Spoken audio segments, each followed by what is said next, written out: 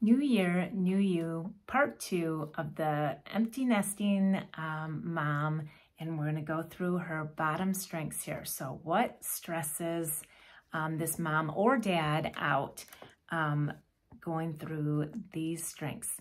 So number 30 is maximizer. So when they feel like they need to keep pushing for more and keep pushing for more and not ever be satisfied with where they're at, they're going to be stressed. So maybe they're concerned with, now I'm going to do life a little bit differently. I have to be independent.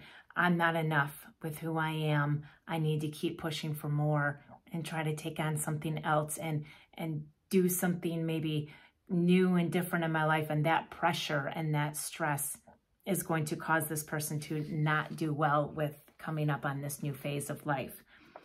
Futuristic, number 31. I swear I didn't plan this. I just pulled these randomly. Futuristic 31, they are now not all about worrying about what the future is going to bring. They don't get inspired by it. It stresses them out to worry about what it's going to look like. They don't want to have to think about it. Maybe empty nesting is also kind of like a benchmark showing them that now they're coming up on older age and some of the things that might entail. And so they might go straight from 45 to 85 in their brain because it's a stress for them. It's not something that they get excited about and look forward to. So that's where this change in life can be difficult for this person. Doesn't mean they're not going to be able to get through it. It just means that they're going to have to lean back into those top strengths and say, okay, I get it. I'm not future focused, and that's okay. I'm not going to let myself stress and worry about it. It doesn't mean that they have to try to change that and improve that and all of a sudden only be focused on the future and say, but this is what we need to do now and you need to learn to get better at this. That's not the case. It's not going to serve them well no matter which way you try to frame that. So get them back up in their top strengths. If this is you we're talking about, pull up into that consistency. What have I always done? What feels good to me? I'm going to just keep doing that right now. Now, again, this is where the self-intelligent process and framework that I've developed comes into play here, because you need to learn how to manage that with the other people in your life. And it's not going to look the same that it may have looked when you had a full nest and all your kids relied on you for everything that they needed in life. Next is achiever. Goals, accomplishments, all that kind of stuff. You're not wrapped up in that.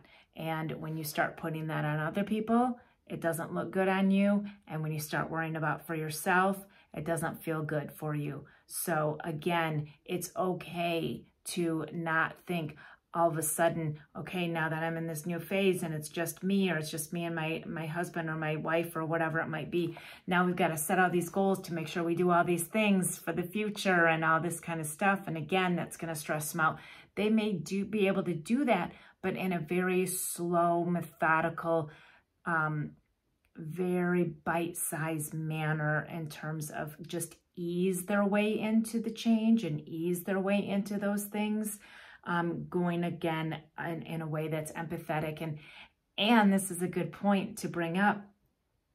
Empathy is not just about understanding other people's feelings, even though that comes natural to you, but give yourself some empathy as well. It doesn't mean feel sorry for yourself. It doesn't mean sympathy, but empathize with you and maybe pull together, you have Relator High, pull together with some other close friends that are empty nesting as well and sort of bounce things off one another, feel each other's feelings. Again, remember, you're going to all go through it in a different process because you have different strengths, high and low, and they show up differently for everyone. So just because your friend is dealing with it in this way doesn't mean that